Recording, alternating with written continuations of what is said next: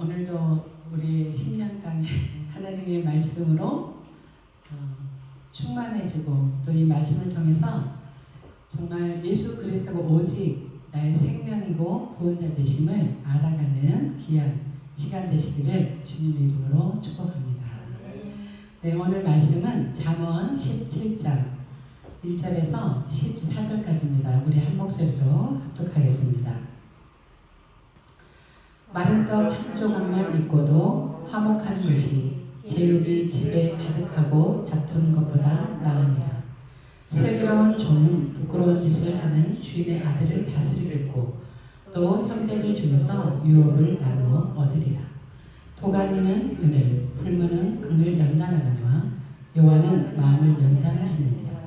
악을 행하는 자는 사악한 입술이 하는 말을 잘 듣고 거짓말하는 자는 악한 여가 하는 말에 귀를 기울이니라.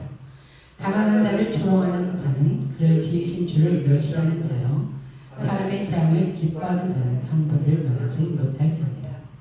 손자는 노인의 멸류관이요 아버지는 자식의 영안이라. 지나친 말을 하는 것도 미련한 자에게 합당하지 아니하거든 하물며 거짓말하는 것이 존귀한 자에게 합당하느니라. 뇌물은 그 입자 보기에 보석 같은지 그가 어디로 향하든지 형통하게 하느니라. 허물을 덮어주는 자는 사랑을 구하는 자요 그것을 거듭 말하는 자는 지난 것을 일관하는 자니라. 한마디 말로 총명한 자에게 충고하는 것이 매 100대로 미련한 자를 때리는 것보다 더욱 깊이 박히느니라. 악한 자는 반응만 힘쓰나니 그러므로 그에게 잔인한 사자가 보냄을 받으리라. 차라리 새끼 빼앗긴 앙콩을 만날지언정 미련한 일을 행하는 미련한 자를 만나지 말 것이니라. 누구든지 악으로 선을 갚으면 악이 그 집을 떠나지 아니하리라. 다투는 시작은 뚝에서 물이 새는 것 같은즉 싸움이 일어나기 전에 시비를 칠 것이니라. 아멘. 네, 오늘은 우리 잠언 말씀이에요. 이 잠언은 누가 기록했냐면 솔로몬이 기록을 했어요. 솔로몬의 이름의 뜻이 무엇인지 여러분 아시죠? 샬롬이죠. 마른 떡 한 조각만 있고도 화목하는 것이라고 했어요. 근데 반대로 제육이 집에 가득하고도 다투는 것보다 나으니라. 지금 마른 떡하고 제육이 비교되고 있죠. 그리고 화목과 다툼이 비교되고 있죠. 유대인들이 이 당시에 너무 가난하고 배고파서 거의 생명을 유지하려고 먹은 떡이라고 그래요. 그래서 기름칠도 없고 양념도 할 수 없는 정말 딱딱하고 먹기 너무 힘든 그런 떡이었다고 그래요. 근데 반면에 이 제육이 가득했다는 건 뭐냐면 제사를 지내고 나서 남은 고기를 말한다고 해요. 제사를 드리고 나면 그 고기가 남아있는 것들이 굉장히 가득했다고. 그러니까 엄청난 풍요로운 제사를 드렸다는 것을 말하고 있어요. 1차적으로는. 근데 예수님을 여기에 비유를 하신 거예요. 마른 떡 한 조각만 있고도 이거는 뭐를 말하냐면 이 세상에 오신 예수님은 사람들 눈에 아무 볼품도 없고 초라한 모습. 근데 이 마른 떡이 예수님을 상징하지만 딱딱하고 볼품없는 초라한 가난한 사람들이 생명을 유지하기 위해서 먹은 이 떡이 뭐를 했어요? 생명을 유지시켰잖아요. 생명. 그거에 대한 비유인 거예요. 그런데 여기서 조금 더 깊이의 비유가 이거예요. 예수님은 볼품없는 너무 초라한 모습으로 이 땅에 오셨지만 십자가에서 우리에게 뭐를 주셨어요? 생명을 주셨다는 것을 말하는 거예요. 그래서 이 생명으로 우리에게 오셨을 뿐만 아니라 하나님과 뭐를 하게 해주셨어요? 화평케 해주셨다는 거예요. 화목하게. 그런데 유대인들이 제사를 지내는 이 제사 한 것은 화목하고 연결이 돼요. 이 제육으로 고기로 풍요롭게 하나님께 제사를 드렸는데 화목제를 드린 거야. 화목제. 그러니까 이거는 뭐를 말씀하고 있냐면은 종교의 행위가 아무리 화려하고 풍요롭게 드리더라도 누가 빠지면은 화평이 안 돼요? 화목이 예수님이 없기 때문에 다툼이 일어난다는 것을 말하고 있어요. 그러니까 여러분들이 생각할 때 이렇게도 적용을 할 수 있죠. 아, 나는 너무 초라하고 가난하지만 주님이 계시기 때문에 내가 하나님과 화평하고 이웃하고도 화평하게 살아. 이게 가장 큰 복이야. 근데 저 사람들은 돈이 너무 많아. 가진 게 많아. 근데 그 안에는 탐심과 욕심 때문에 그 죄성의 본질 때문에 맨날 다투고 싸워. 이렇게도 우리가 비교를 할 수가 있어요. 그러니까 1차적으로는 유대인들의 그 제사법이라든가 가난한 사람들 사는 모습을 통해서 이 두 가지를 비유하고 있는 거예요. 그러니까 이 말씀이 말하고 있는 뜻을 제대로 알아야 되겠죠. 그래서 너희가 종교적인 행위로 아무리 화려하게 정말 그 제사를 드린다 하더라도 예수님이 참된 제물이 되지 않고 하나님과 화평의 죄를 없애주는 화평의 제물이 없는 상태의 제사는 다툼만 일어난다는 거예요. 그래서 하나님과 화목할 수가 없는 거예요.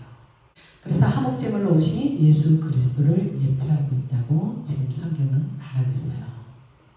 그러면서 2절은 뭐라고 말씀하고 있냐면 슬기로운 종은 부끄러운 짓을 하는 주인의 아들을 다스리겠고 또 그 형제들 중에서 유업을 나누어 얻으리라. 여기서 슬기로운 종과 부끄러운 짓을 하는 주인의 아들을 이렇게 말하고 있어요. 이 부끄러운 짓을 한다는 건 뭐를 말하냐면 예수 그리스도를 복음을 거부하는 것이 부끄러운 짓이라고 말하고 있어요. 누가요? 유대인들이 복음을 받아들이지 않는 유대인들의 상태를 지금 말하는 거예요. 예수 그리스도가 먼저 화목하게 하셨죠. 하나님과. 그래서 유업을 얻게끔 하셨죠. 예수 그리스도를 통해서. 그런데 유업을 얻은 사람, 하나님의 자녀가 되는 사람은 필수 코스가 뭐예요? 고난이래요. 그러니까 십자가에서 한 번에 모든 죄는 사하셨지만 이제 우리가 그것을 믿는 믿음이 우리 안에 들어왔다면 그때부터는 어떤 과정이 들어갈까요? 훈련의 과정이 들어가는 거예요. 그것을 연단한다고 해요. 그래서 3절에 보면 도가니는 은을, 풀무는 금을 연단하거니와 여호와는 어디를 연단시켜요? 마음을 연단시킨다는 거예요. 우리가 천국을 뭘로 가요? 마음으로 믿어 의에 이르고 입으로 시인하여 구원에 이른다. 그러니까 우리가 천국을 가는데 이 천국이 예수 그리스도가 우리 마음에 오셨죠. 그래서 우리 마음에 오신 예수 그리스도의 말씀이 이제 죄와 어떻게 해요? 싸우는 거예요. 그래서 죄를 몰아내는 거예요. 이 하나님께서 마음을 연단시키신 것은 우리 본성의 죄를 끊임없이 버리게 하시는 훈련의 과정이라는 거예요. 그래서 4절에는 악을 행하는 자는 사악한 입술이 하는 말을 잘 듣고 거짓말을 하는 자는 악한 혀가 하는 말에 귀를 기울인다. 이렇게 하고 있어요. 그러니까 이 죄는 예수 그리스도가 없는 이 상태에 있는 사람을 악인이다, 악하다 이렇게 말하고 있고요. 예수 그리스도가 없는 모든 사람은 다 어떤 사람이에요? 악한 사람이라고 하는 거예요. 너무 막 그 사람들을 너무 그렇게 악하다고 하는 거 아니에요? 아니요. 성경에서는 분명히 말씀하고 있어요. 하나님 안에 들어온 자가 예수 그리스도를 제사함을 받은 자만이 의인이라 칭함을 받았고 예수 그리스도가 없는 그 상태는 악한 거예요. 그래서 악인이라고 그러는 거예요. 의인과 악인. 미련한 자와 지혜로운 자 이렇게 분류를 했잖아요. 그래서 여러분들이 영적으로 정말 예수 그리스도 생명을 주지 않는 그런 상태의 말들은 항상 어떻게 해요? 경계해야 되는 거예요. 근데 이런 말들을 잘 내가 죄로 빠지는 말을 누군가 한다면 내가 그거를 분별해서 걸러낼 줄 알아야 돼요.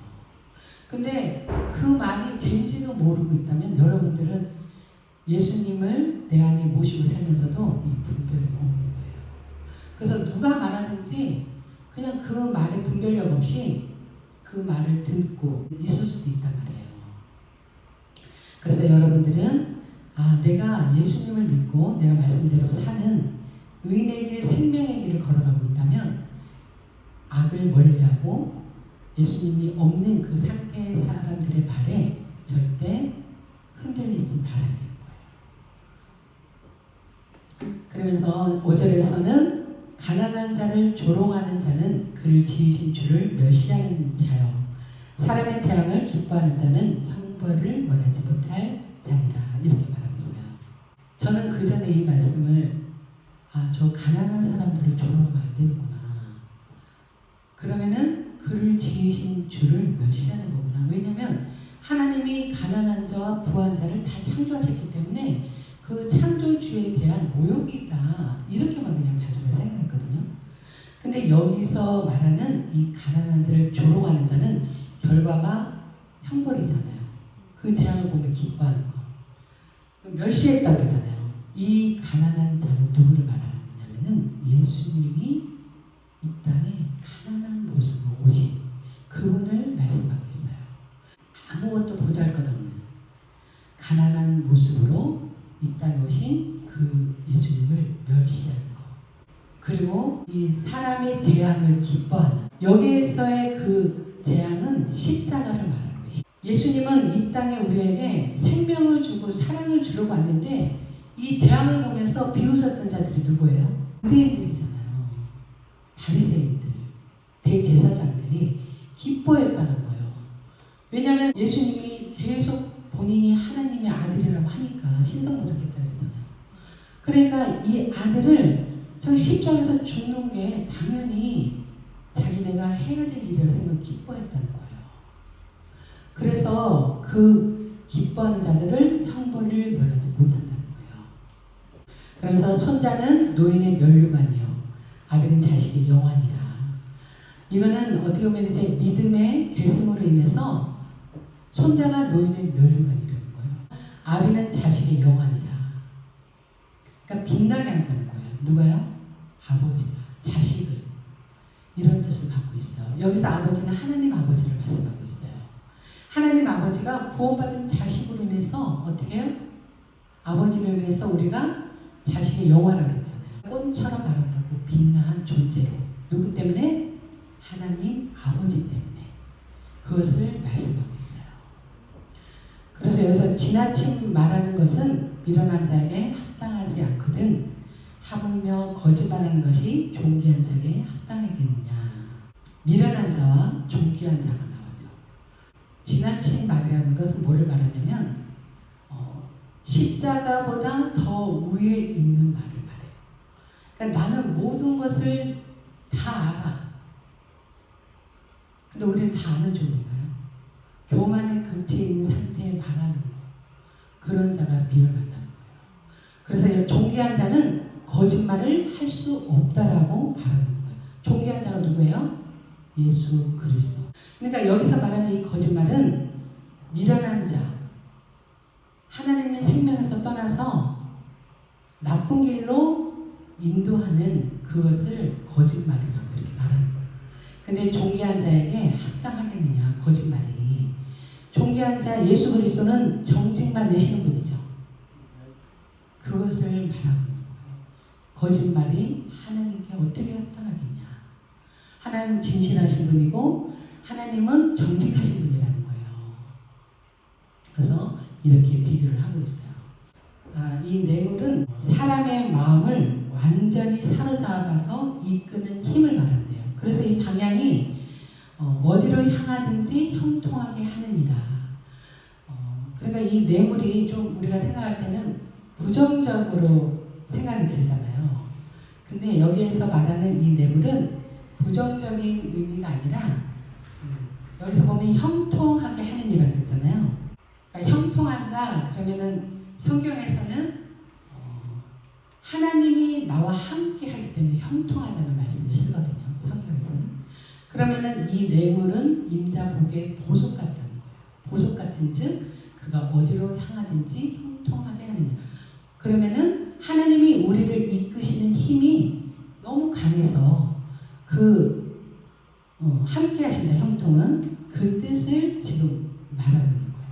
그러면서 9절은 허물을 덮어주는 자는 사랑을 구하는 자요 그것을 거듭 말하는 자는 티난 것을 이간하는 자니라 이렇게 말하고 있어요. 십자가에서 우리의 뭐를 덮어주셨죠?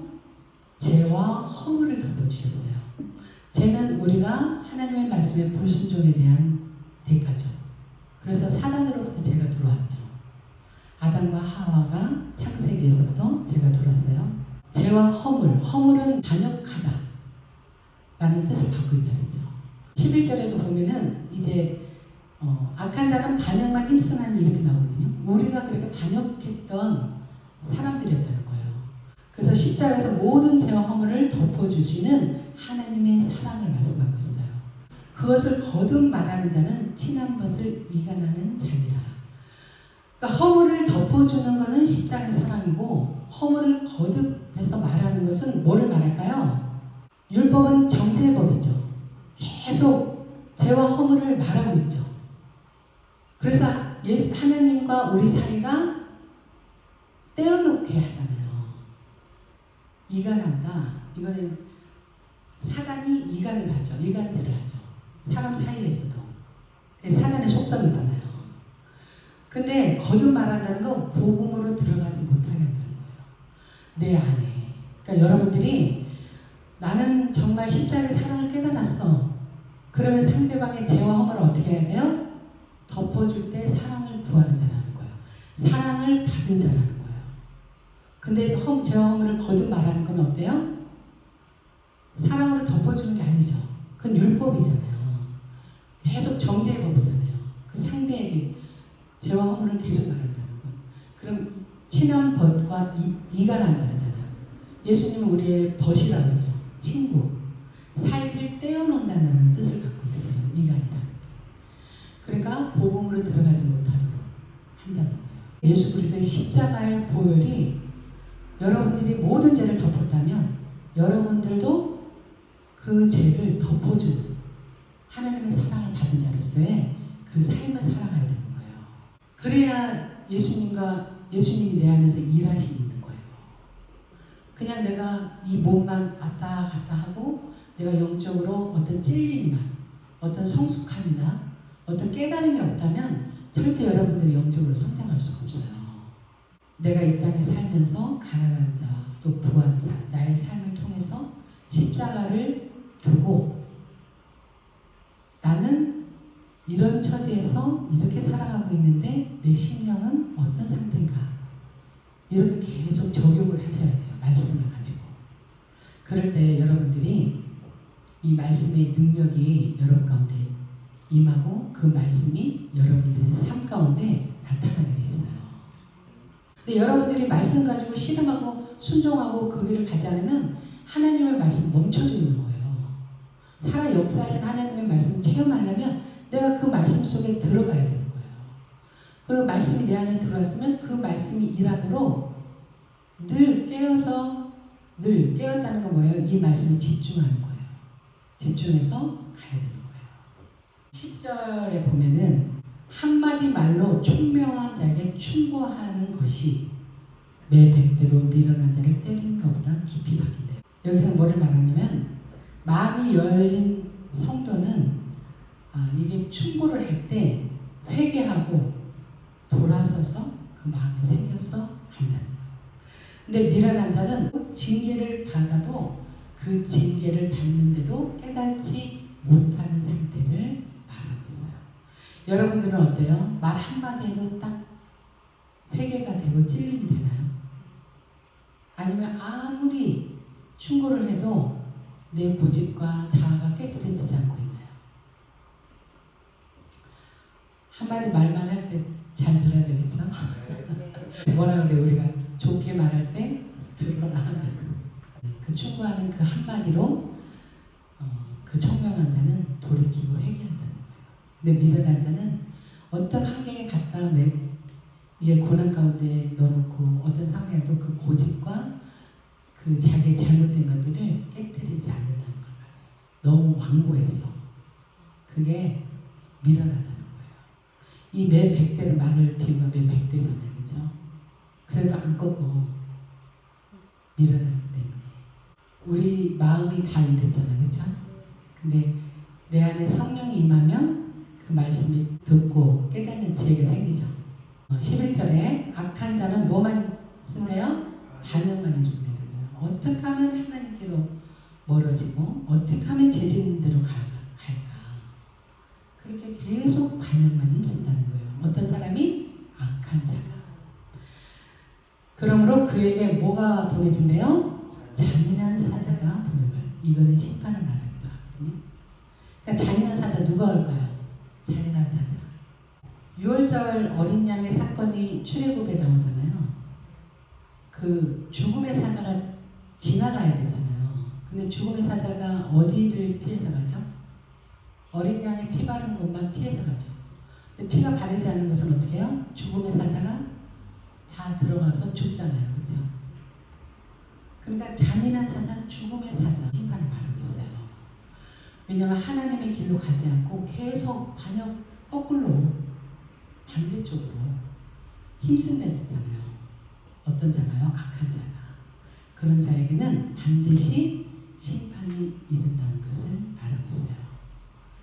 최종적인 심판이겠죠. 그러면서 12절에서는 차라리 새끼 빼앗긴 암곰을 만날지언정. 이 암곰이 새끼를 빼앗긴 상태에서 얼마나 그 화가 치밀어 올랐겠어요. 그렇죠? 근데 그렇게 무서운 곰, 내가 어떻게 붙잡히면 죽을 수밖에 없는 새끼를 빼앗겼기 때문에 물불 안 가리고 덤비는 그 곰이 얼마나 무서워요. 근데 그렇게 무서운 그 곰을 만날지언정이라고 표현을 했거든요. 누구를 만나지 말아요? 미련한 일을 행하는 미련한 자를 만나죠. 미련한 일을 행하는 미련한 자. 성경에서 이 잠언도 지으시잖아요. 그러니까 지혜로운 자, 미련한 자, 어리석은 자, 지혜로운 자 이렇게 해놨거든요. 그러니까 어리석은 자, 미련한 자는 하나님의 생명에서 떠난 자를 말해요. 그들과 동행하지 말라는 거예요. 만나지 말라는 거예요. 그 속에 뭐가 없어요? 생명이 없는 거예요. 그러니까 여러분들이 사람을 사귈 때도 내가 정말 저 영혼을 예수 그리스도를 복음을 줘서 내가 구원해낼 수 있는 복음을 전하기 위해서 사람을 우리가 만나야 되지만 내가 이 미련한 믿지 않는 사람과 섞어서 우리는 다 살고 있지만 하나님의 자녀로서의 삶을 분명히 하고 그들과 함께 하나님을 떠난 그들과 함께 동행해서는 안 되는 거예요. 아멘이시죠? 네. 이 세상에 하나님을 떠난 그래서 하나님의 생명의 길을 가지 않는 사람들이 얼마나 많아요. 우리 주변에도. 우리가 그들을 안 만날 수는 없죠. 여러 가지에 얽혀 있으니까. 그렇지만 그들의 미련한 행동이나 그들의 그 삶은 본받지 말아야 되겠죠. 그것이 그 새끼 빼앗긴 암곰을 만난 것보다 더 무섭다는 것을 말하고 있죠. 그리고 14절에서는 누구든지 악으로 선을 갚으면 악이 그 집을 떠나지 않아요. 예수 그리스도는 이 땅에 우리에게 뭐를 주시러 오셨어요? 생명을 주시러 오신 동시에 악을 제거하기 위해서 오셨죠. 그래서 요한에서 3장 8절에 뭐라고 그랬어요? 하나님의 아들이 나타나는 것은 마귀의 일을 멸하라 하심이라. 죄를 짓는 자가 마귀에게 속한다. 이렇게 얘기했죠. 그 악인을 악한 죄를 짓게 하는 사탄을 멸하러 오셨어요. 근데 유대인들은 다 어떻게 갚았어요? 그 선을 악으로 갚았죠. 모든 인류는 예수 그리스도의 그 선하신 십자가를 악으로 갚았기 때문에 아직도 그 사람들은 십자가를 받아들이지 않고 있는 그 개인이나 그 가정은 다 누가 지금 지배하고 있어요? 악한 영이 지배하고 있는 거예요. 그래서 여러분들이 성경 읽다 보면 의인은 하나님께서 돌보시고 악인의 집은 저주가 임하고 있다라는 비유를 아마 여러분들 읽다 보면 나올 거예요. 우리는 하나님이 우리와 늘 함께 하시는 거예요. 의인의 집에 계신다고 그랬잖아요. 의인의 집. 죄가 없이 회개가 되고 집은 또 우리 신령을 말한다 하죠.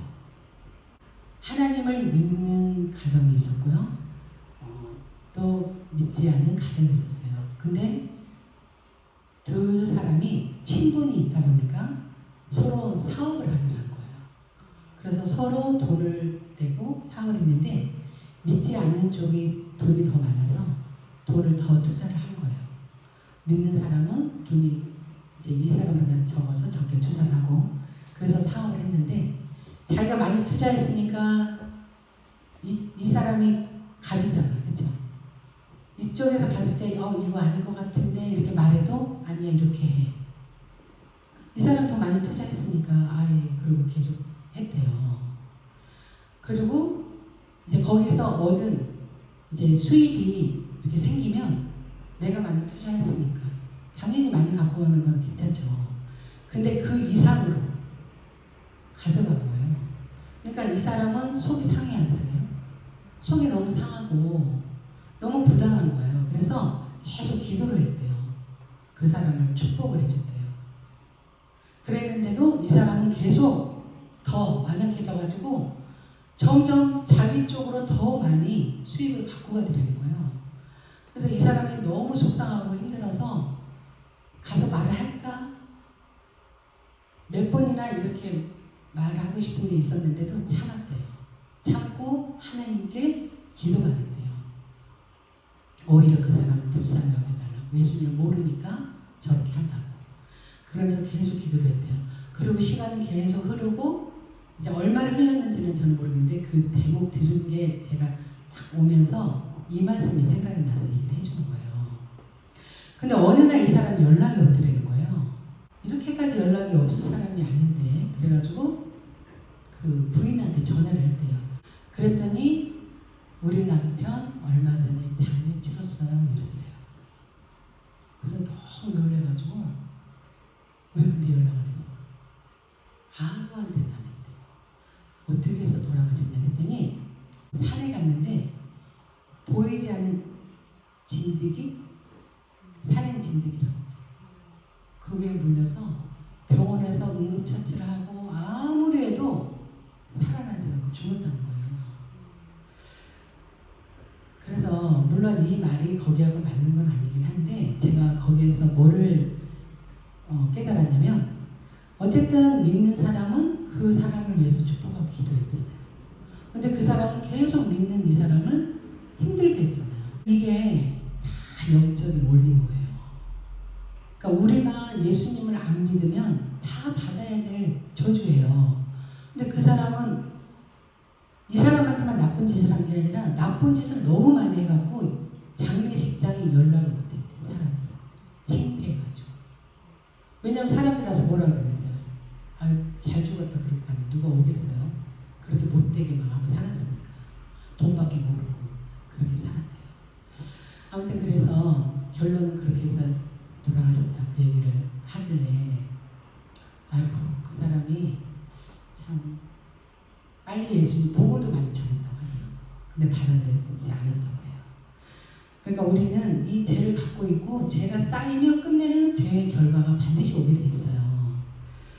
그래서 우리는 모든 인류는 하나님의 예수 그리스도 사랑으로 생명을 구원하시려고 예수 그리스도를 보내주셨는데 그 예수를 십자가에 못 박혀서 죽게 했죠.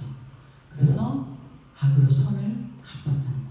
그래서 모든 인류는 그렇게 갚은 그 집은 악한 자가 떠나지 않는다는 거예요. 너가 악인을 자세히 살필지라도 없으리라라는 또 말씀이 있어요. 우리는 예수 그리스도를 믿는 우리에게는 이제 악한 영이 있어요 없어요?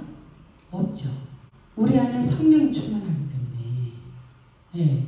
그리고 제가 오려고 하다가도 우리는 어떻게 해요? 돌이키고 회개하고 죄를 회개하면 없어진다 그랬잖아요. 요한일서 1장 9절에 뭐라 그랬어요?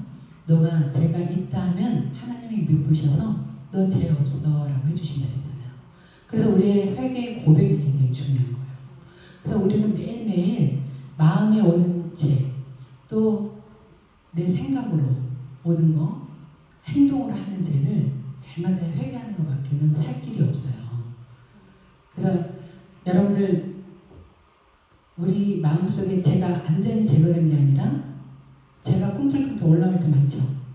그럴 때마다 정말 하나님께 철저하게 내 심령 상태를 그대로 기도하면서 회개하고 하나님이 주시는 그 생명의 말씀 그리고 성령 충만함으로 날마다 이기시기를 주님의 이름으로 축복합니다.